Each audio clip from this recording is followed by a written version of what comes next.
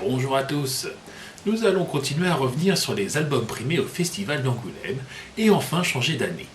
Nous en arrivons en effet aux meilleures œuvres du festival de janvier 1977, récompensant censément donc les parutions de 1976.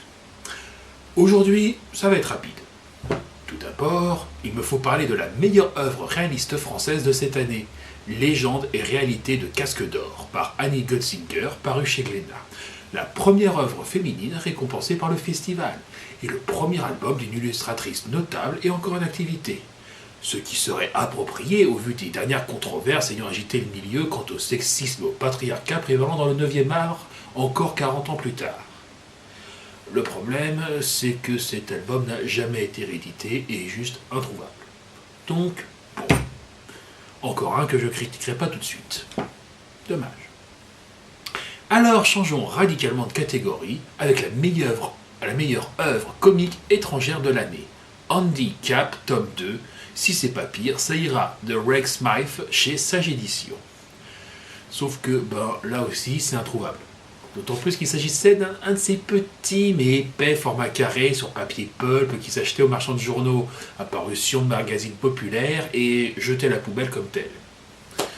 Mais néanmoins, la série anglaise originale a paru en strip quotidien depuis 1957 et même la mort de l'auteur original en 1998 n'a pas suffi à en stopper la parution.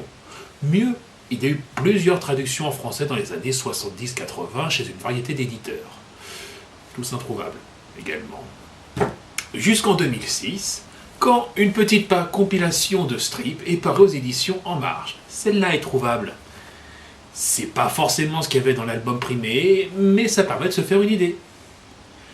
Et bon, je triche. J'ai aussi un recueil anglais de 1963, ce qui m'a permis de voir à quoi ça ressemble dans sa version la plus originale, et de constater que dans la grande tradition du strip quotidien, le style, le dessin, le cadre et l'humour sont restés complètement homogènes sur plusieurs décennies.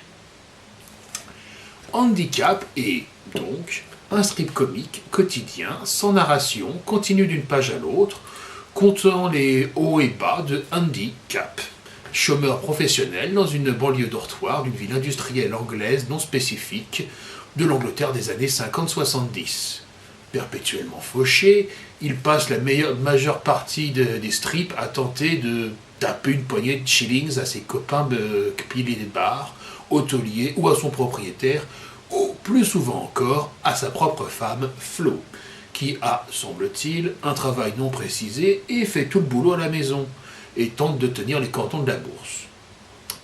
La relation avec sa femme est, dirons-nous poliment, intéressante. En ceci qu'il la bat régulièrement, qu'ils se battent aussi mutuellement l'un à l'autre à l'occasion, qu'il n'est jamais poli et agréable avec elle, sauf lorsqu'il doit lui emprunter de l'argent, et que, suivant le cas inévitable et récurrent, elle est parfaitement consciente de ses retournements d'humeur, et que néanmoins, ils restent ensemble, qu'elle le sert avec le sourire, et qu'il y a quelque chose qui ressemble à de l'amour entre deux. Comme elle le dit dans un strip, s'ils n'étaient pas mariés, ils seraient obligés d'aller se battre avec des étrangers. Autrement, les sous ainsi extorqués sont employés à tous les loisirs traditionnels des classes prolétariennes anglaises. Le tabac, le football, les fléchettes, la colombophilie, le billard, les courses et, bien sûr, l'alcoolisme et la fainéantise. Bref, Andy a, très littéralement, tous les défauts attachés à la classe ouvrière traditionnelle des régions industrielles à l'époque où il y avait une industrie. Vous publieriez ça hors contexte, on croirait facilement que c'est un truc de parisien pour se moquer des ch'timis. Dit comme ça, c'est problématique de bien des façons. Soit Andy est un personnage négatif, le sale pauvre qui a tous les vices, et c'est de l'humour classiste qui tape vers le bas, soit Andy est un personnage positif, un amusant trublion qui s'en sort toujours par sa roublardise, et on a alors une série qui exalte l'alcoolisme, la violence conjugale et ni autres vices sociaux. Heureusement, le contexte vient sauver la lecture. C'est de l'humour ouvrier. En Angleterre, Handicap paraît dans le Daily Mirror, tabloïd populaire travailliste. L'auteur, Rex Smythe, est un enfant des villes industrielles, d'un père chômeur et d'une famille dans la misère constante. Ce n'est pas de l'humour d'un privilégié crachant sur les pauvres, c'est un prolo rigolant des prolos avec les prolos. Andy n'est plus une caricature du profiteur indigne, il est un raccourci de tout ce que les ouvriers reconnaissent eux-mêmes comme étant leur faiblesse. Pire, ou mieux, Andy n'est pas un vrai prolo, il est un chômeur volontaire, un escroc et un profiteur, il est un mauvais prolo, parmi d'autres travailleurs qui sont vertueux à côté de lui, et à partir de là, il est légitime de se moquer de lui. C'est la différence entre les Rital de Cavana et le affreux sale et méchant de Scola. Donc, en tant que démonstration rare d'une bande dessinée ouvrière à destination d'ouvriers et traitant avec une certaine aigre tendresse de la vie quotidienne du prolétariat, sa reconnaissance par le festival d'Angoulême est intéressante et marquante. Une volonté de pointer la qualité dans le populaire. Un documentaire sur le monde ouvrier tel que vu par lui-même. Et bien heureusement que ça a ce contexte parce que autrement, au moins de mon point de vue, qui n'est pas probablement celui du public visé, c'est assez médiocre. Le dessin humoristique Gronet est efficace dans son genre, mais loin d'être original ou brillant. Les personnages ne sont jamais que de profil ou de face stricte. Les gags peuvent parfois être très bons et drôles, j'en conviens. Mais entre les bons gags, il y a beaucoup de répétitions, de redites et de réécritures des mêmes idées. Et parfois, ça tombe juste à plat.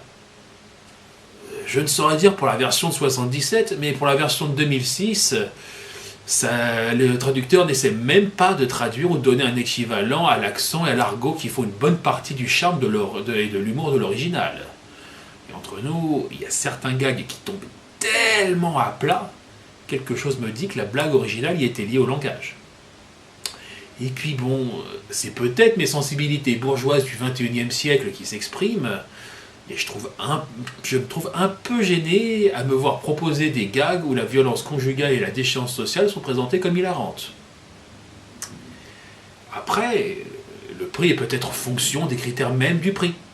Et qu'en 77, il n'y avait pas moult séries humoristiques étrangères qui soient traduites en français, sachant que l'humour est ce qu'il y a de plus dur à traduire, qui est paru en une version album dans la période appropriée, et qui soit de qualité assez notable pour être récompensé. Handicap serait alors ce qu'il y a de mieux dans un champ limité. Pourquoi pas? Je note juste que les Peanuts de Charles Schulz paraissaient en plusieurs versions à cette époque-là, y compris chez Sage Édition, qui a reçu ce prix, et n'a jamais été primé à Angoulême, malgré son poids culturel indiscutable. Alors, au final, c'est ma première vraie déception dans la sélection d'Angoulême. Après, c'est de l'humour, ça se partage très mal, et c'est dur d'en parler sans tuer la blague. Je suis sûr que d'aucuns peuvent trouver ça très drôle à s'en battre les côtes, et issu de la culture ouvrière, serait plus à même d'apprécier toutes les références et s'y retrouvera avec joie.